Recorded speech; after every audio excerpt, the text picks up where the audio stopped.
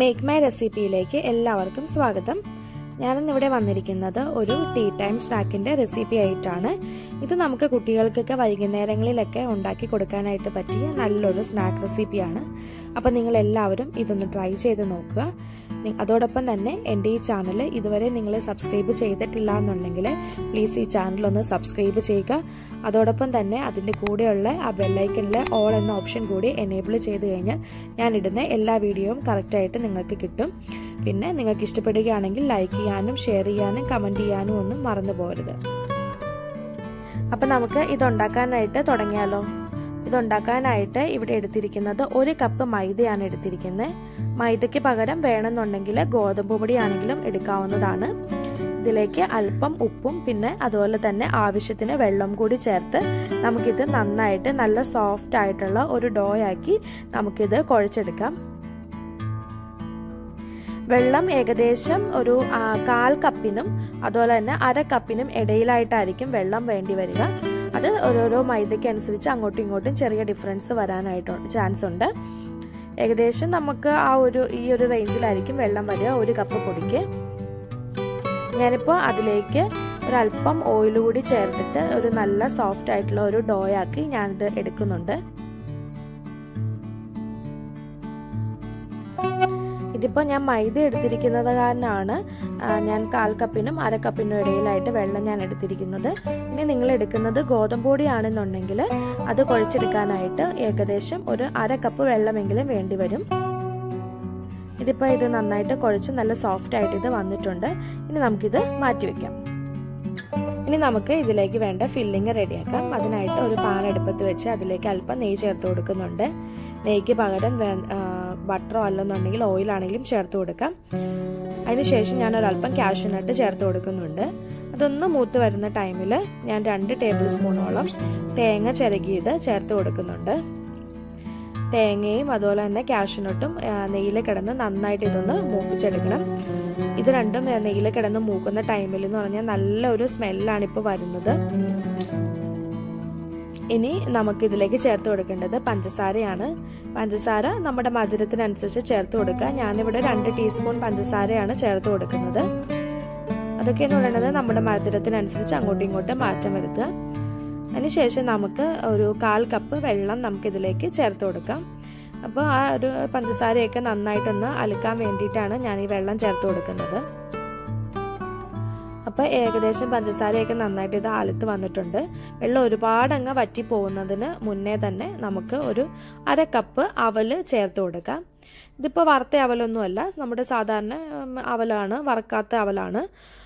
ഇതിപ്പോൾ ഞാൻ വെള്ള അവലാണ് എടുത്തിരിക്കുന്നത്. അതിന് പകരം ചുമന്ന അവലായാലും എടുത്താലും മതി. ഒരു നുള്ളു ഉപ്പ് ഞാൻ ഇതിലേക്ക് ചേർത്ത് കൊടുക്കേണ്ടതുണ്ട്. പിന്നെ അതുപോലെ തന്നെ ഈ അവല് ഒരുപാടങ്ങ് ക്രിസ്പി ആയി പോവരുത്. നമ്മൾ അവലൊക്കെ വിളയിച്ചെടുക്കുന്ന ആ ഒരു രീതിയിലായി പോവരുത്. ചെറിയ രീതിയിൽ അതിനകത്ത് നനവുണ്ടാകണം. പിന്നെ നമുക്ക് ആവശ്യത്തിന് ഏലക്കായും പിന്നെ അതുപോലെ തന്നെ ജീരകവും കൂടി ഞാൻ അല്പം പൊടിച്ച് ചേർക്കുന്നുണ്ട്. അതിനുശേഷം നമുക്ക് തീ ഓഫ് ചെയ്യാം. അല്ലെന്നുണ്ടെങ്കിൽ അവൽ ഒരുപാടങ്ങ് ക്രിസ്പി ആയി പോകും. അപ്പോൾ അതിന് മുന്നേ തന്നെ നമുക്ക് തീ ഓഫ് ചെയ്ത് ഇത് മാറ്റി വെക്കാം. അതിനുശേഷം നമ്മൾ കുഴച്ച് റെഡിയാക്കി വെച്ചിരിക്കുന്ന നമ്മളുടെ ആ ഒരു ഡോ നമുക്ക് എടുത്ത് അത് ചെറിയ ചെറിയ ബോൾസ് ആക്കി നമുക്കിത് ഉരുട്ടിയെടുക്കാം. ഇതിപ്പോൾ ഏകദേശം ഒരു 15 മിനിറ്റോളം ഇത് റെസ്റ്റ് ചെയ്തിട്ടുണ്ട്. ആ ഒരു ടൈമിംഗ് കൊണ്ട് ഇത് നല്ല സോഫ്റ്റ് ആയിട്ട് വരും ഈ ഒരു ഡോ. ഇപ്പോൾ നമുക്ക് ഇതിങ്ങനെ ബോൾസ് ആക്കി എടുത്തിട്ട് നമ്മൾ സാധാരണ നമ്മുടെ ചപ്പാത്തി അല്ലെങ്കിൽ പൂരിയൊക്കെ ഉണ്ടാക്കുന്ന അതേ സെയിം പ്രോസസ്സ് തന്നെയാണ് ഞാനിവിടെ ചെയ്യുന്നത്. അപ്പോൾ നിങ്ങളുടെ കയ്യിൽ ചപ്പാത്തി പ്രസ് ഉണ്ടെന്നുണ്ടെങ്കിൽ ചപ്പാത്തി പ്രസ്സിൽ ഇത് പരത്തി എടുത്താൽ മതി. എൻ്റെ കയ്യിലിപ്പോൾ അത് ഇല്ലാത്ത കാരണം ഞാനിത് സാധാരണ നമ്മൾ റോളറിനകത്താണ് ഇത് പരത്തി എടുക്കുന്നത്.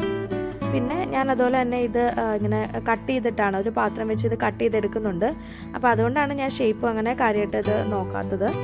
അല്ല നിങ്ങൾ കട്ട് ചെയ്തെടുക്കുന്നില്ല എന്നുണ്ടെങ്കിൽ ഏകദേശം ഒരു റൗണ്ട് ഷേപ്പ് കിട്ടുന്ന രീതിയിൽ അത് റെഡിയാക്കി എടുക്കുക.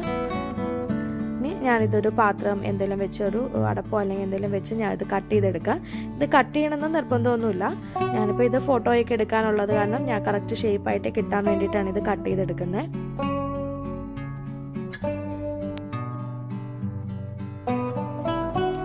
ഇപ്പോൾ നമുക്ക് നമ്മുടെ പൂരിയൊക്കെ പോലെ ഒരു ചെറിയൊരു ഇതായിട്ട് നമുക്ക് കിട്ടിയിട്ടുണ്ട്. അതിനുശേഷം നമ്മൾ റെഡിയാക്കി വെച്ചിരിക്കുന്ന ആ ഒരു അവലിൻ്റെ ഒരു ഫില്ലിങ് നമുക്കിതിലേക്ക് ചേർത്ത് കൊടുക്കാം. നമ്മളുടെ ഒരു ഇതിൽ ഫില്ല് ചെയ്യുന്ന രീതിയിൽ ചേർത്ത് കൊടുത്തിട്ട് ഇതിങ്ങനെ മടക്കി ഇങ്ങനെ വെക്കാം. മടക്കി വെച്ചിട്ട് ഒന്നെങ്കിൽ നമുക്ക് ഇത് കൈ കൊണ്ട് ഇങ്ങനെ ഒട്ടിച്ചു കൊടുത്താലും മതി, അല്ലെന്നുണ്ടെങ്കിൽ ഫോർക്ക് വെച്ച് ഇങ്ങനെ ഇത് പ്രസ് ചെയ്ത് കൊടുക്കാം. അപ്പോൾ ഇത് നന്നായിട്ട് ഇത് ലോക്കും ആയിക്കോളും. അതുപോലെ തന്നെ കാണാനും ഒക്കെ ഒരു നല്ല ഭംഗിയുണ്ടാവും. അപ്പോൾ ഇത് ഇങ്ങനെ പ്രസ് ചെയ്ത് വെക്കുന്ന സമയത്ത് ഇത് നന്നായിട്ട് ഇത് പ്രസ് ചെയ്ത് വെക്കണം. അല്ലാന്നുണ്ടെങ്കിൽ ഇതിൻ്റെ ഉള്ളിലെല്ലാം എണ്ണ കയറി എണ്ണ ഒരുപാട് ഇങ്ങനെ ഓയിലി ആയിട്ടിരിക്കും. അപ്പോൾ ഇത് നന്നായിട്ട് തന്നെ ഇത് ഇങ്ങനെ ലോക്ക് ചെയ്ത് വെക്കുക. ഇതിപ്പോൾ കണ്ടോ, കറക്റ്റായിട്ട് ഇത് ലോക്കായി വന്നിട്ടുണ്ട്. ഇനി ഇതെല്ലാം നമ്മൾ ബോൾസ് ആക്കി എടുത്ത് എല്ലാം ഇതുപോലെ എടുത്ത് റെഡിയാക്കി വെക്കുക. അതിനുശേഷം ചൂടായ എണ്ണയിലേക്ക് നമുക്കിതിട്ട് നന്നായിട്ട് ഇത് രണ്ട് സൈഡും അങ്ങോട്ടും ഇങ്ങോട്ടും മറിച്ചിട്ട് നന്നായിട്ട് ഇത് ഫ്രൈ ചെയ്തെടുക്കാം. അപ്പോൾ അവലിന് ചെറിയ നനവില്ലാന്നുണ്ടെങ്കിൽ നമ്മളിങ്ങനെ വറുത്തെടുക്കുന്ന ടൈമിൽ അതങ്ങ് ഒരുപാടങ്ങ് ഹാർഡായിട്ട് പോകും അവല്. അപ്പോൾ അവലിന് ചെറിയ നനവുണ്ടെങ്കിലാണ് കറക്റ്റ് അതിൻ്റെ ആ ഒരു ഉള്ളിലത്തെ ഫില്ലിങ് കറക്റ്റ് ആ ഒരു പരുവത്തിൽ കിട്ടുള്ളൂ. അല്ലെന്നുണ്ടെങ്കിൽ നമുക്കത് കഴിക്കാനായിട്ട് ഭയങ്കര പാടായിരിക്കും. അപ്പോൾ രണ്ട് സൈഡും നന്നായിട്ട് ഇത് മുരിഞ്ഞ് വരുന്ന രീതിയിൽ അങ്ങോട്ടും ഇങ്ങോട്ടും മറിച്ചെടുത്ത് ഇതിപ്പോൾ അതിനകത്ത് നമ്മുടെ ഇത് മാത്രമാണ് വേവാനുള്ളൂ. അത് കാരണം തന്നെ നമുക്ക് പെട്ടെന്ന് ഇത് റെഡിയാക്കി എടുക്കാനായിട്ട് പറ്റും. ഒരുപാട് സമയമൊന്നും എടുക്കില്ല വറുത്തെടുക്കാനായിട്ട്. പെട്ടെന്ന് തന്നെ നമുക്കിത് റെഡിയാക്കി എടുക്കാനായിട്ട് പറ്റും. ആ മാവ് കുഴച്ച് പരത്തി എടുക്കേണ്ട ആ ഒരു സമയം മാത്രമാണ് ഇതിന് വേണ്ടുള്ളൂ. ഇപ്പോൾ ഇതെല്ലാം നമ്മൾ റെഡിയാക്കി എടുത്തിട്ടുണ്ട്. കാണാൻ തന്നെയാണെങ്കിൽ നല്ല ഭംഗിയാണ്. കുട്ടികൾക്കൊക്കെ ആണെങ്കിലും ഇത് അവർക്കും എന്തായാലും ഇത് ഇഷ്ടപ്പെടും. കാരണം ഇതിൻ്റെ ഉള്ളിൽ വെച്ചിരിക്കുന്ന നല്ല സ്വീറ്റ് ആയിട്ടുള്ള ഒരു ഫില്ലിംഗ് ആയത് കാരണം തന്നെ അവർക്ക് എന്തായാലും ഇത് ഇഷ്ടപ്പെടും. പിന്നെ നിങ്ങളെല്ലാവരും ഇതൊന്ന് ട്രൈ ചെയ്ത് നോക്കുക. ട്രൈ ചെയ്തിട്ട് നിങ്ങൾക്ക് ഇഷ്ടപ്പെടുകയാണെന്നുണ്ടെങ്കിൽ താഴെ കമൻറ്റ് ബോക്സിൽ കമൻറ്റ് ഇടാനായിട്ട് മറക്കരുത്. അതുപോലെ തന്നെ ഫ്രണ്ട്സിനാണെങ്കിലും ഷെയർ ചെയ്ത് കൊടുക്കാനായിട്ട് മറക്കരുത്. അപ്പോൾ തീർച്ചയായും നിങ്ങൾ ട്രൈ ചെയ്ത് നോക്കുക. അപ്പോൾ ഞാൻ അടുത്ത ദിവസം തന്നെ വേറെ നല്ലൊരു റെസിപ്പി ആയിട്ട് വരുന്നതായിരിക്കും.